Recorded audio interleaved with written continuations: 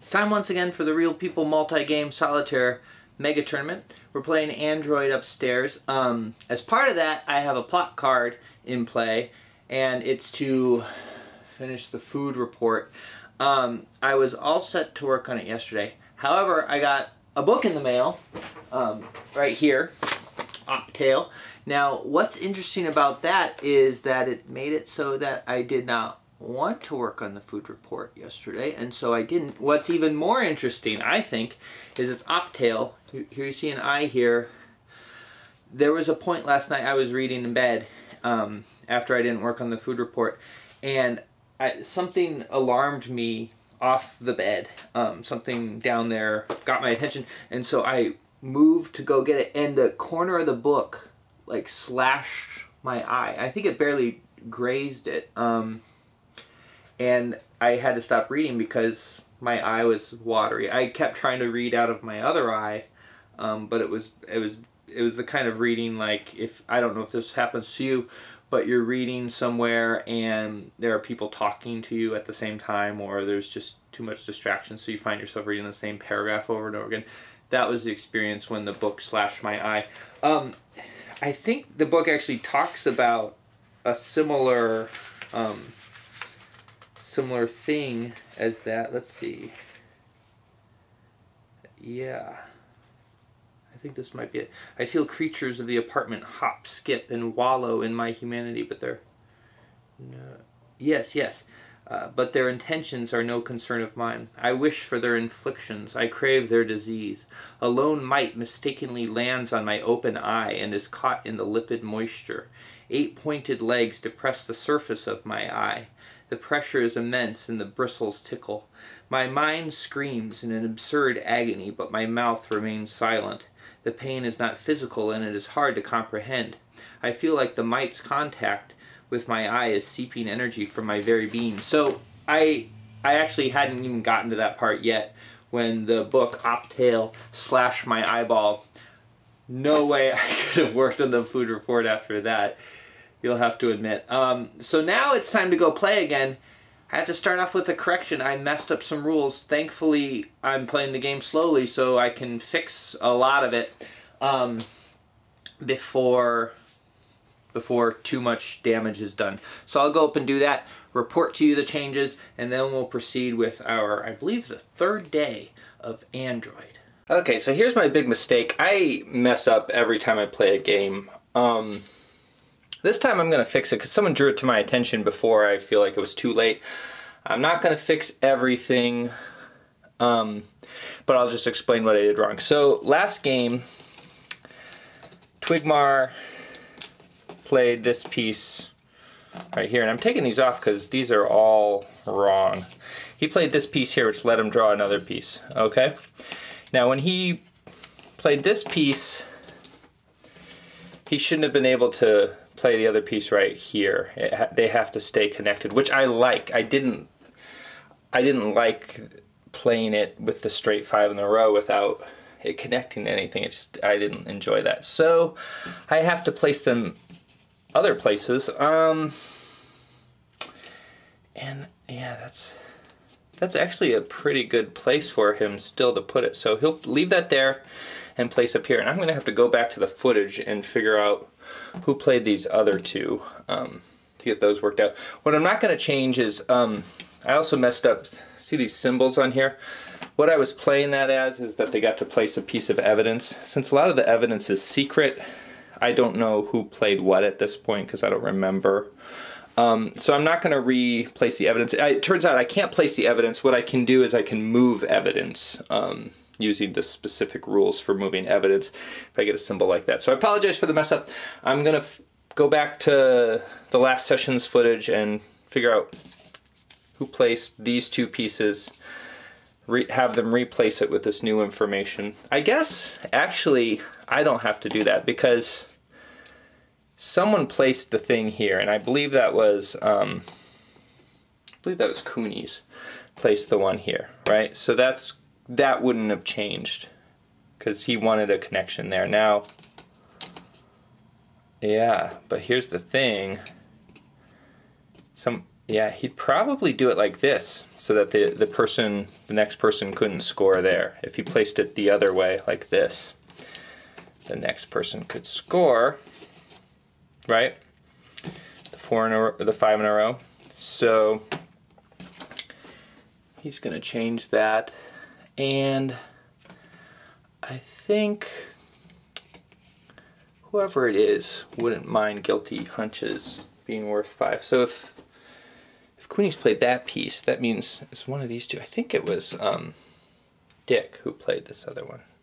No, actually it would make sense. I don't know who did it, but yeah, I better go find out. I'm going to find out who played this one, and then because if they're not investing as much into the into the murder investigation, they're not going to want to give a bonus. So I better find out for sure. Though neither of these two are really putting that much into the murder investigation. I think it's fair to say that neither of them would want to add to that. So what I do need to do, I gotta go back. I'm sorry, I keep going back and forth. I should stop thinking on camera. I still need to go back and check though to find out who placed it, because there's no reason they have to place up here. They could place somewhere else. And you know, maybe they want innocent hunches to be worth +2. That actually wouldn't be too bad if you're not investing. Okay, we're gonna go here. I think if you're not investing too much in this, chances are your innocent hunch is gonna pay off. I mean, everyone has a pretty good chance of that. So yeah, that seems like a sound strategic move. Probably not, because it's made without much thought, but that's how it stands. So big upshot of that mix-up is Caprice Twigmar is no longer going to have this +4 victory chip, which gives her less of an incentive to go down to Levy University. I don't know if you recall last time, I talked about how she would probably want to run down there because this event is going to make it so that someone has to discard a point chip, you know, one of their 3 or 4 point chips. She would have had a 4-point chip, but she doesn't. So that's going to change going to Levy University. It would have worked very well thematically the old way, you know, under my mistake, even though the puzzle would have been messy. Because this is the chairman of Jinteki, which is the company that created her. And she's currently in this plot right now, which is going to, you know, the plots are going to go further at the end of this day. See this right here? That means the plots are going to change. They're going to have their little swerve. So her whole plot has to do with, you know, coming to terms with being whether or not she's property of this company. So for her to have to visit him at the university would have been nice. But she doesn't really need to now unless she wants to just purely screw someone else. Which I find there's not a lot of, at least maybe it's how I play, there's not a lot of motivation to do that in this game because, one, it's hard to tell who's winning. 2, you have so much on your plate with your plots and your conspiracies and your murder and this and that, that I couldn't see really wanting to spend too much effort just trying to get to mess up other people, unless it, you know, you were already on your way or you don't have anything else to do.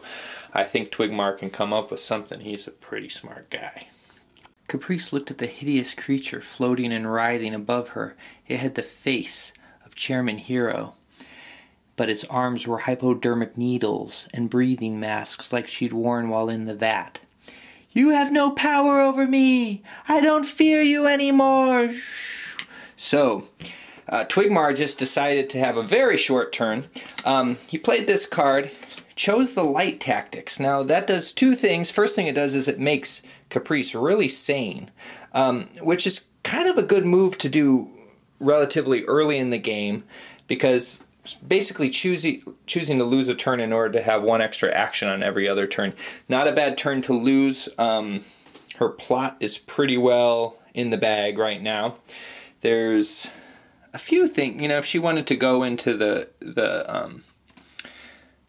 what's this called? The the beanstalk here, which is the space elevator that goes to the moon, she could get quite a lot of evidence.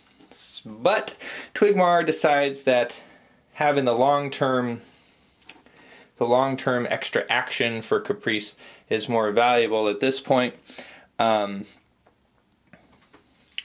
Judge him if you will. That's what he chose to do. Alright, so his turn's over. Caprice has fought her nightmare and gained as a result. The start of Banana's turn does not bode well for her on-the-take plot of Lewis. Sparky played this card, Back Off or Else, in which someone has taken pictures of his wife, probably while she's waiting for him at Memories of Green. That does two things. One, it gives him a dark baggage because that's what the card says, or a bad baggage. Also, it gives him a bad baggage because that is anytime a bad card is played on him, he gets a bad baggage anyway. So that card's worth two bad baggage. Right now, unless Banana does something about it, Lewis is going to fail in his plot, take the less favorable route for his personal life. Rough. Okay, Banana had a couple of choices to make. The first choice she had to make was whether or not to even worry about her whole plot thing. There's a lot of juicy pieces of leads all around her. You know, she had so much she could follow up. To worry about her plot would really detract from the case. However, love many, trust few, always learn to paddle your own canoe. She doesn't like the idea of being on the take. That's being tied up with someone else's string.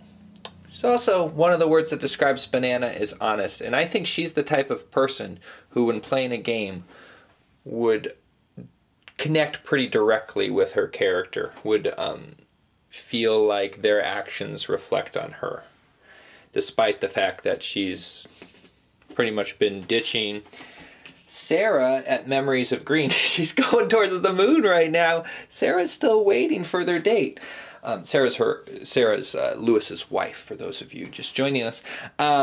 So she decided, yes, she would worry about that.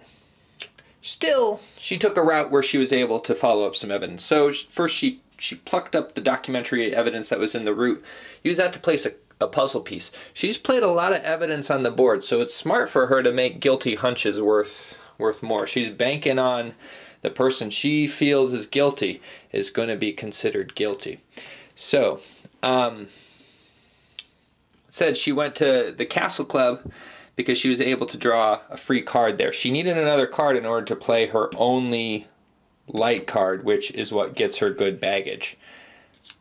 Ironically, I don't know if I'm using ironically right, the card that she had to discard in order to play this card, because she was right here on the thing in a good mood, so she can only reduce the cost by one. She still needed to discard a card, was She's My Strength When I Need It, Sarah. It's a card where Sarah is there for him whenever something bad happens. That card is no longer in his repertoire, so to speak, as Sarah still waits. Memories of Green. Regardless of taking the righteous path there, Banana, you're still a little too wrapped up in your job. So the card that she sacrificed in order, sacrificed the Sarah thing in order to play was, I need an alibi for a friend, Mr. Clay. Now this is a very dangerous card, because what it does is it lets him spend a society favor. That's not what's dangerous about it.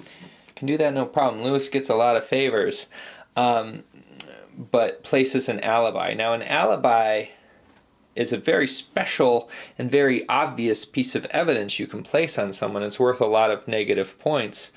Actually, I should check on the rules for exactly what it does. But anyway, this is something I'm going to work on, is looking at the rules a little bit more.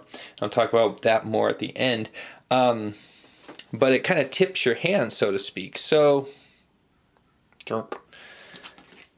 that's his innocent hunch, and he's going to go ahead and place an alibi right there. it might be that it inverts certain things, so I'm going to check the rules. It might move somewhere, but it's going to go on this card. Tipped his hand mainly so that she could get a better result on her plot, but it might also help her get some innocent points if Sergeant Deja Thoris doesn't get offed by someone, because pretty much everyone's sure that either Banana is engaged in a very expensive bluff or Sergeant Deja Thoris is her innocent hunch. Alright, so I've done a little bit of research, discovered two things. First thing I discovered is that my rule book is missing. This is no joke, this is no ruse. I took my rule book to work with me yesterday because I had found that I had messed up some rules. Smoo is the user who told me, S-M-O-O. Very helpful. I wanted to check that up while I was not doing the food report, and I think I brought it back home, but I don't know where I put it. I'm kind of a messy person, so I misplace things a lot. It's not unusual. However, in light of what I'm going to reveal to you, I think sooner than later. I was going to reveal this to you at the end of the video, but I think I'll do it now. So anyway, with the alibi tokens, I kind of had a good idea of what they did. They're worth -5 points towards the person's innocence. So negative points on the person makes them more innocent. Positive points makes them more guilty. However, someone can put down a perjury token, which flips it to a +5. So alibi is especially dangerous because it's not covered up. Everyone sees it's there. So if anyone gets one of those covered up tokens, which has a red face on it, that just flips it around. So this is the plot turn. This is the turn where the plots get switched. I'm going to reveal this to you because it's, I think, particularly poignant given that my rule book is missing. Today I buckled down, I shut myself in a room, and I did the food report. So I got the positive outcome of my plot. So now the next branch of my plot is getting the rules right, which is, learning rules, which is kind of a similar thing to the food report when it comes to a game that you already know. In a game you don't know, reading rules is, for me, exciting. I really enjoy reading rules for the first time. However, when I already know the rules, to an extent, I don't like studying them. I don't like going back and reading them again.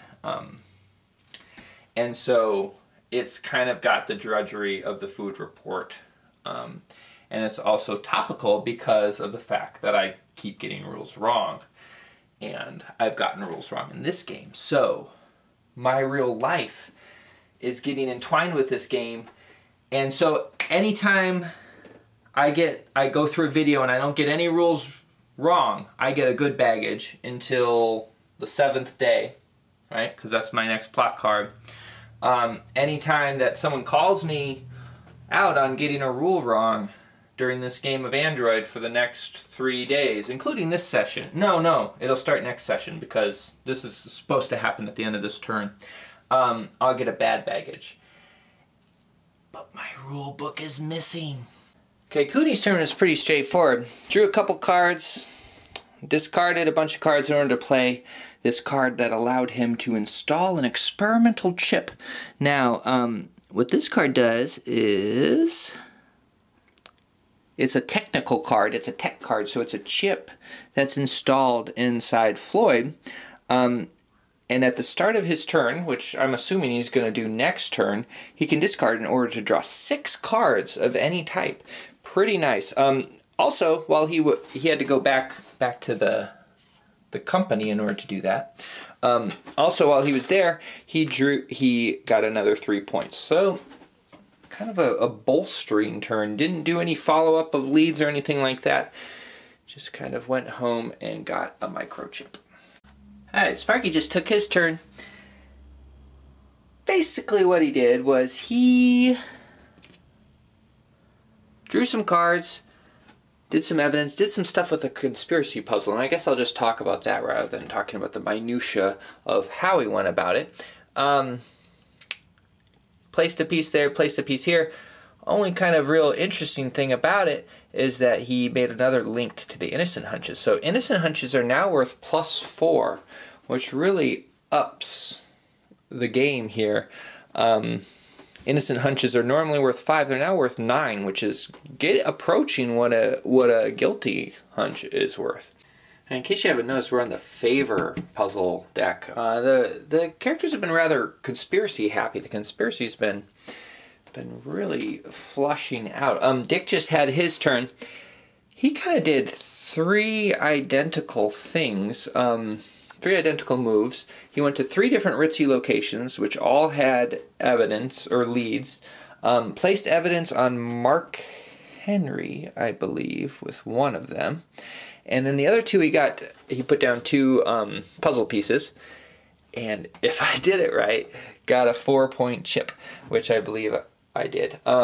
So he got to draw a lot of cards, got to do a lot of things, had a pretty decent move, pretty decent turn. In my estimation, you may be the judge. Now it's time to advance our plots because the day is over. All right, we already went over what happened with me. So let's talk about Caprice.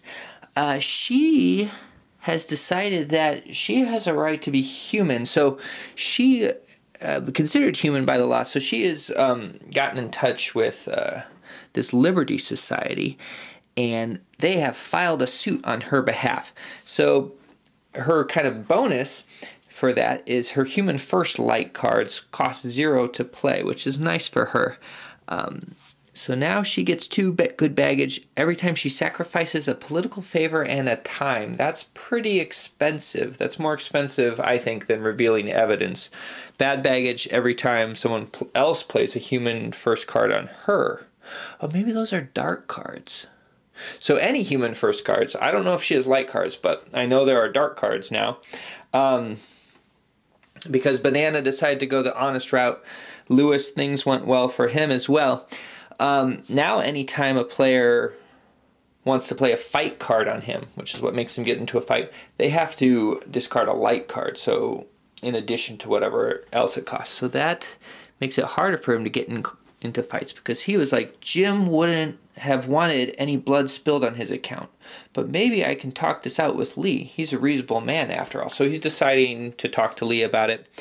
Good baggage every time he gets rid of one of his favors. He's got a lot of favors, so that might not be too hard to do. 1 bad baggage each time he draws a dark card or an on the take card is played on him. So it's going to be hard, I think, for Banana. Even though Lewis has a lot of good favors, it's going to be hard for Banana to keep the balance towards the better ending for him. Let's do. We're not doing Raymond right now because his plot's actually really long. So he doesn't have the turning point till here on the board, and then it will take a whole 14 days to resolve his whole story. Everyone else has like 2 stories that they do, one week, one another.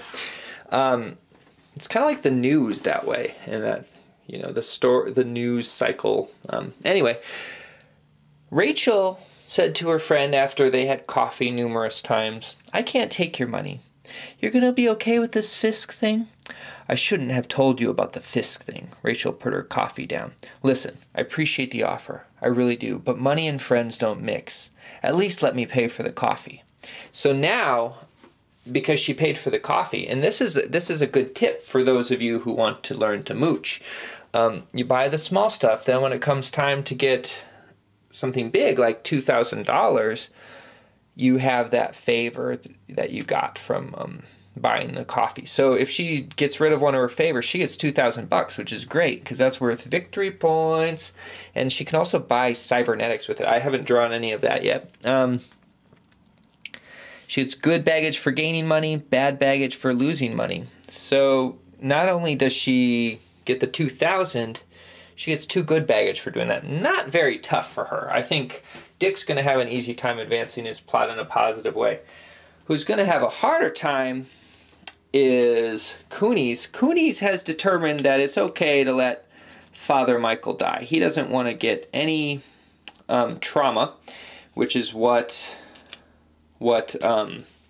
if he decides to break his robot programming in order to save the father, this priest, he loses his immunity to trauma, so because as he becomes more human. So his friend, he decided to let him die. He didn't go in and save him. I could not save him. And so now he gets good baggage for going to religious locations, which are the yellow locations. Anytime he goes to a yellow space, he gets a good baggage. Anytime a dark card is played on him, he gets a bad baggage. He's got a pretty good chance of being able to walk away decently on this one, although he's kind of already taken a dark path. He does, however, start out with that dark baggage. So, that's where we are. The plots are twisting. The evidence is building. The conspiracy is really shaping up. And that's about all I have to tell you right now.